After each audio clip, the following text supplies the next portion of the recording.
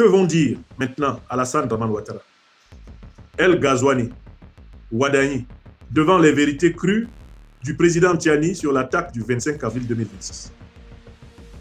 Le Mali a connu une attaque menée par 12 000 mercenaires terro-impérialistes le 25 avril 2026. Cette attaque a été heureusement maîtrisée, dominée, écrasée par les intrépides forces armées maliennes, les FAMA, que je salue, avec reconnaissance. Mais cette attaque nous a laissé des blessures profondes. C'est une attaque qui a fait mal à la nation malienne, qui a fait mal au cœur des panafricains, car nous y avons perdu nos frères et sœurs.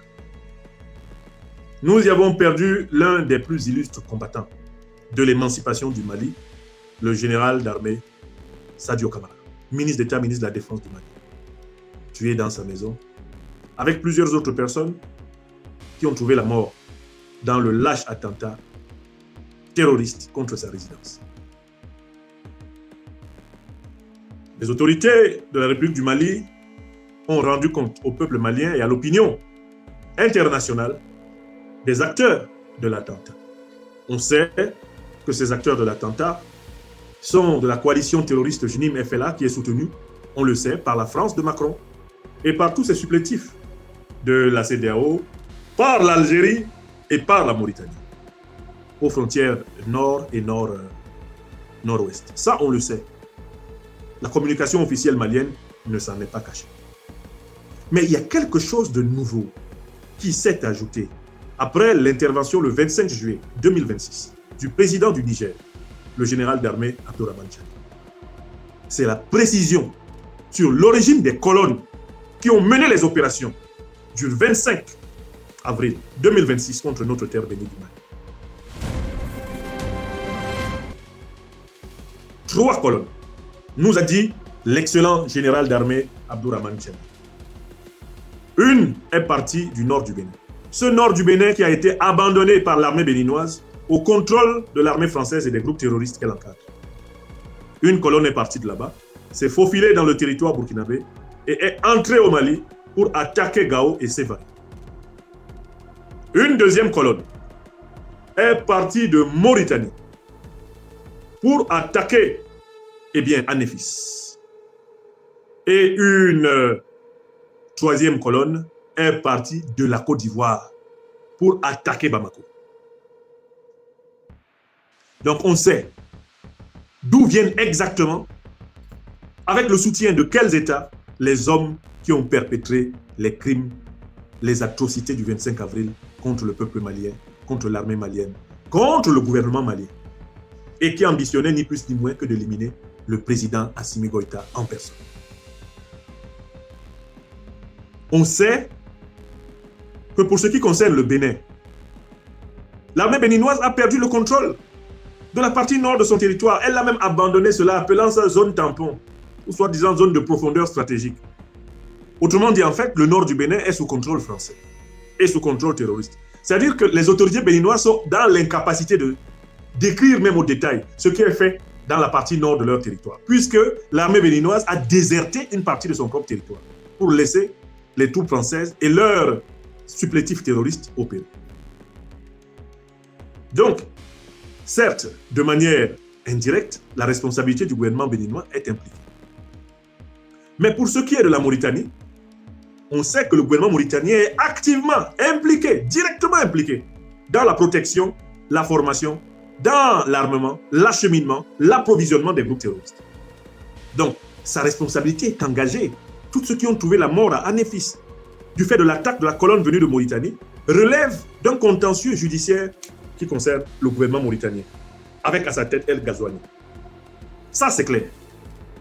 Autant Ouadani peut avoir une circonstance atténuante, parce qu'il n'est plus le maître du nord du Bénin, autant El Ghazouani ne peut pas dire qu'il n'est pas le maître de l'est de la Mauritanie, puisqu'il a pris l'habitude de recueillir les terroristes et de les soigner en Mauritanie. D'accueillir les chefs terroristes, comme Mariko, comme Mahmoud Diko, comme les chefs du FLA en Mauritanie. Lui, sa responsabilité directe, le chef de l'État mauritanien est engagé.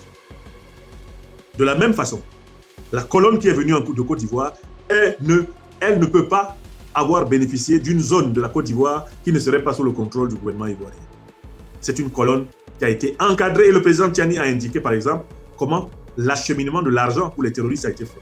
Tout cela a été fait en étroite et en active participation des autorités ivoiriennes. La colonne qui est venue ici à Bamako pour tuer notre général, notre ministre de la Défense, est partie de Côte d'Ivoire avec la bénédiction de Ouattara. Alassane Ouattara est directement, par conséquent, responsable de la mort de Sadio Kamara et de tous ceux qui sont tombés ici à Bamako. Il en est responsable. Est-ce que vous comprenez ma démonstration?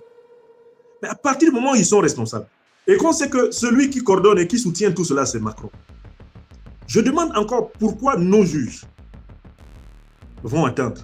Quel genre de preuves faut-il pour que ces chefs d'État étrangers soient l'objet de procès? Parce que les morts là, les innocents ne peuvent pas continuer à attendre.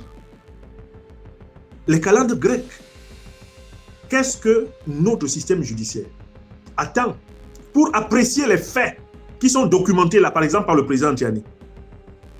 Si moi, un civil, je me permets de prendre une arme et d'aller commettre des exactions en ville, je vais être arrêté, je vais être conduit au minimum à un poste de police ou à un poste de gendarmerie, et plus tard à la prison centrale, et je serai jugé et condamné.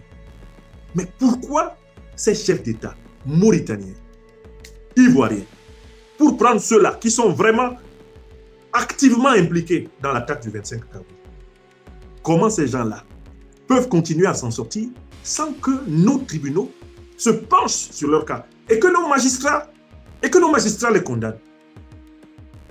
Qui va condamner les terroristes qui ont exécuté les ordres de El Ghazouani, les ordres de Ouattara, et ne pas condamner El Ghazouani, ne pas condamner Ouattara? Qui va condamner le FLA et le JNIM qui exécutent les plans de Macron et ne pas condamner Macron? Pourquoi ces gens-là n'ont pas leur nom sur la table de nos juges?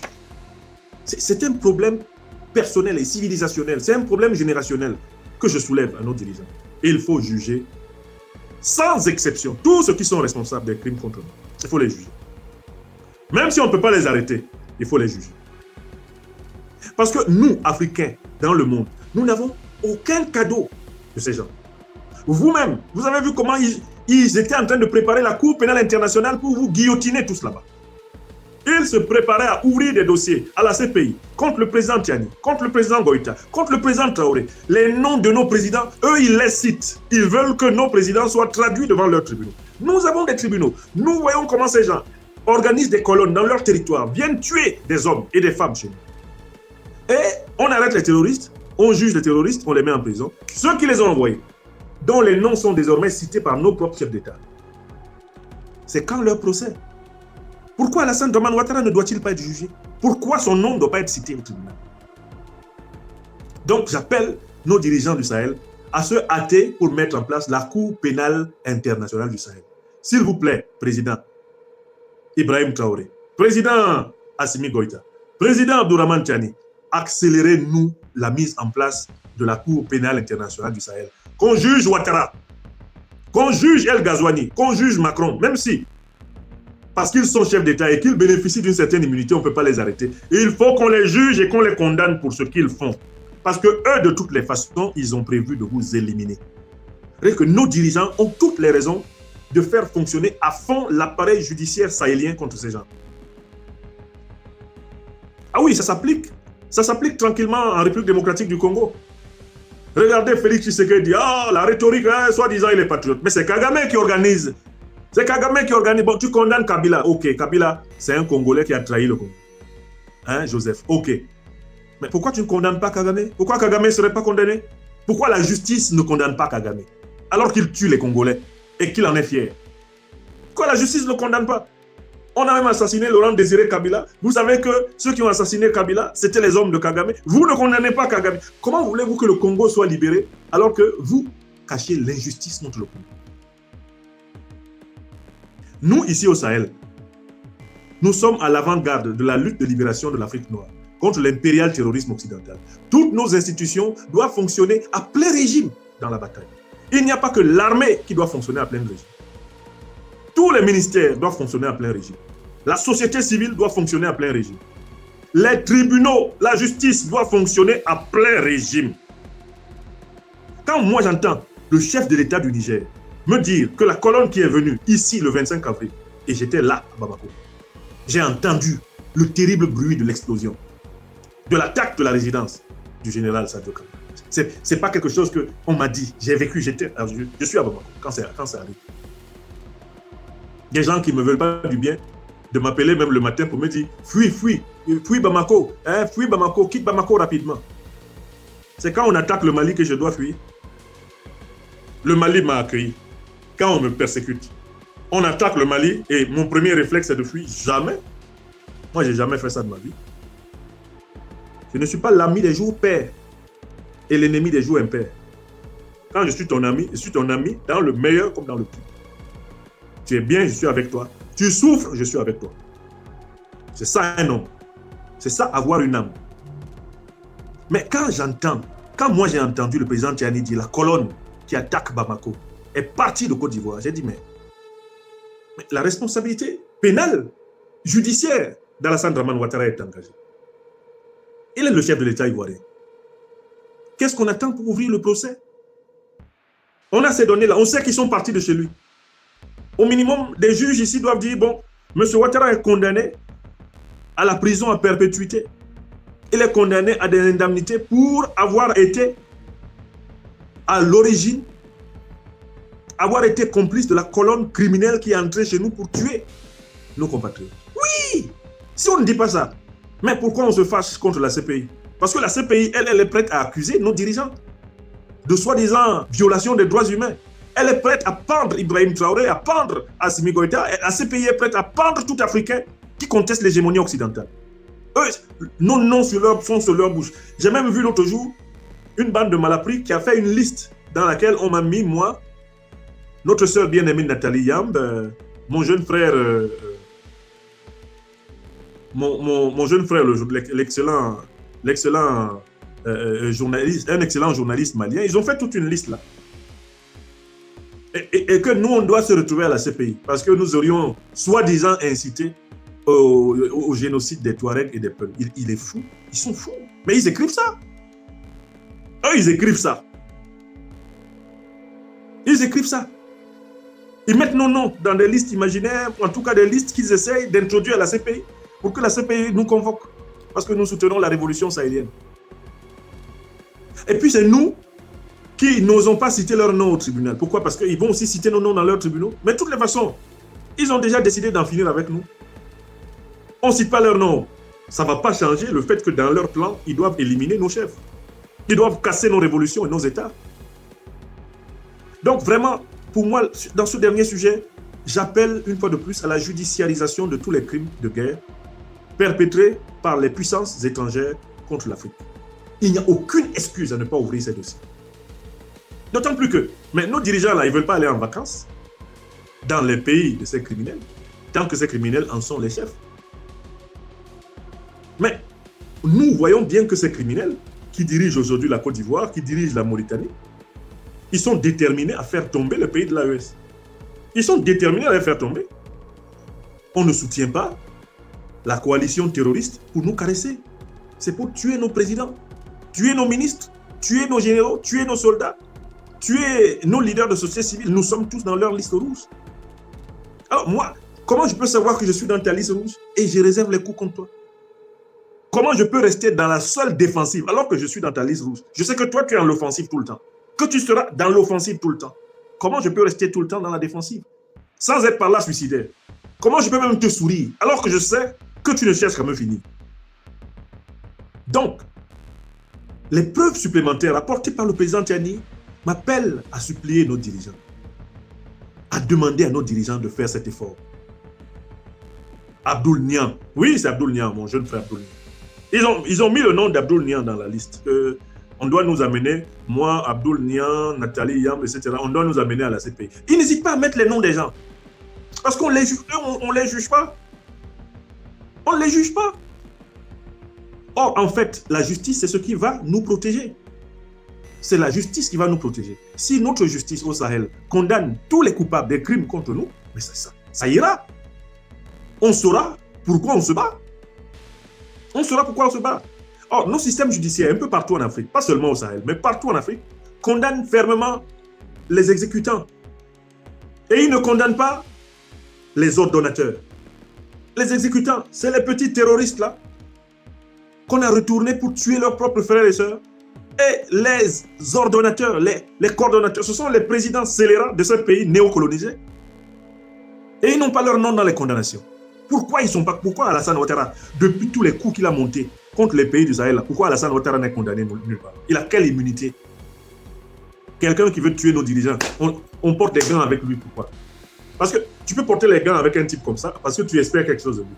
Oh, Alassane Ouattara, c'est Ao Singben, comme l'on dit, mais beau, les baoulés, eh bien, de Demboko. C'est l'homme derrière qui tu vas et puis tu n'as rien. Donc, toi, tu vas porter les gants avec lui, pourquoi? Voilà, il fait venir une colonne pour tuer nos dirigeants. Pendant qu'on porte les gants avec lui, il prépare les prochaines colonnes pour entrer au Mali ici, venir tuer les gens. Ils ne font que ça. Hein. Ils ont organisé le nord, des zones dans le nord de la Côte d'Ivoire pour infiltrer le sud Mali. Et ils continuent. L'armée est obligée de nettoyer des poches de terroristes dans la partie sud.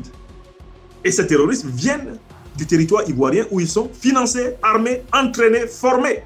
Même, on va jusqu'à les former à l'intérieur du 43e BIMA. Une base officielle de l'armée ivoirienne est un lieu où on forme des terroristes qui vont venir attaquer le Mali, attaquer le Burkina Faso, attaquer le Niger.